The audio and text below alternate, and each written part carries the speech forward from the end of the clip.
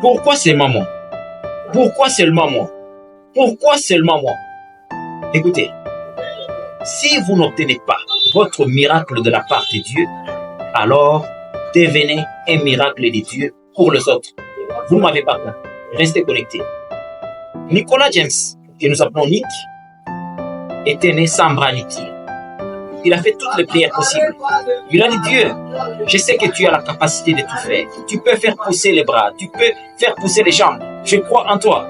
Il dit en Psaume 33:9, quand il dit la chose arrive, quand il ordonne, la chose existe. Mais il a fait pendant des années. Plusieurs fois, il a tenté même de se suicider en pensant que Dieu était injuste. Mais Dieu n'avait jamais fait pousser ses pieds. Dieu n'avait jamais fait pousser ses jambes. Mais qu'est-ce que Dieu était en train de faire depuis? Il arrive des fois que très souvent nous demandons des choses de cette façon-là. Et Dieu refuse de nous accorder un tel miracle dans notre vie. Cela ne veut pas dire que Dieu est inexistant. Alors Dieu, au lieu qu'il vous accorde vous un miracle, mais Dieu va au-delà. Il fait de vous un miracle pour les autres.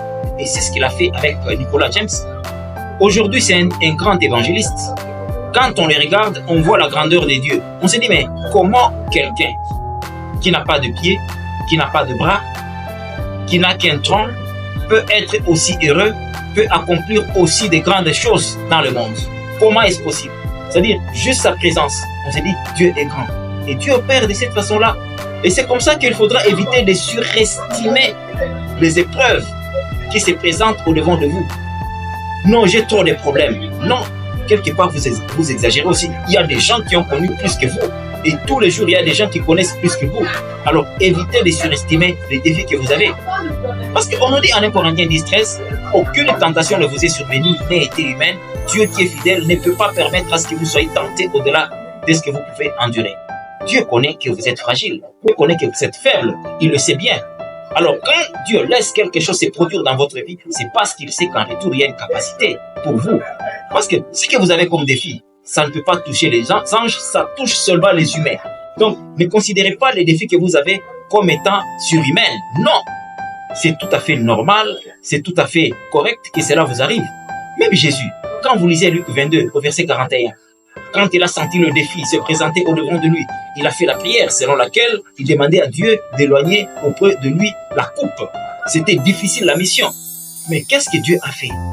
Dieu n'a pas éloigné, annulé le plan qu'il avait. Dieu a tout simplement affermi Jésus. C'est ce que fait quand nous lisons au verset 43 de Luc 22, on dit un ange est venu pour l'affermir. Le problème ici, Dieu ne va pas éloigner, Dieu ne va pas enlever le défi, l'épreuve. Dieu va vous donner la capacité, l'énergie nécessaire d'affronter ce qui est au-devant de vous. Et c'est ce qui fait la différence. Vous savez, quand nous regardons la vie de Daniel, par exemple, Dieu n'avait pas éloigné de lui l'épreuve. Il devait se retrouver dans la fosse aux lions. Et il est passé par la fosse aux lions.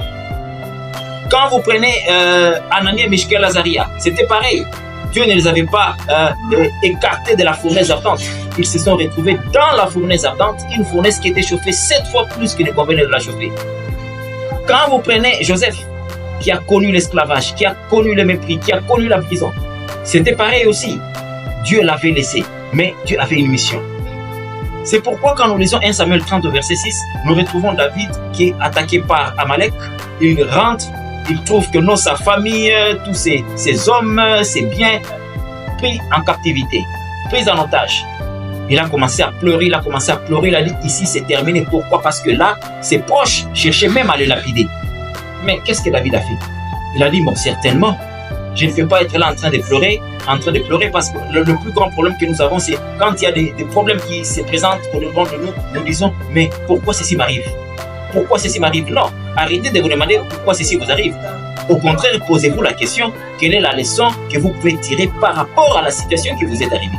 C'est comme ça. Et David s'est apaisé, il a cherché Dieu, il a invoqué Dieu et Dieu lui a orienté.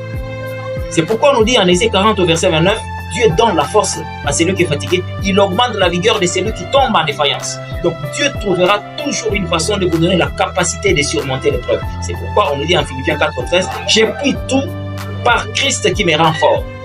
C'est ainsi. Donc arrêtez de surestimer les épreuves. Arrêtez. C'est votre serviteur Ben Alain Kitenge. Merci et à la prochaine.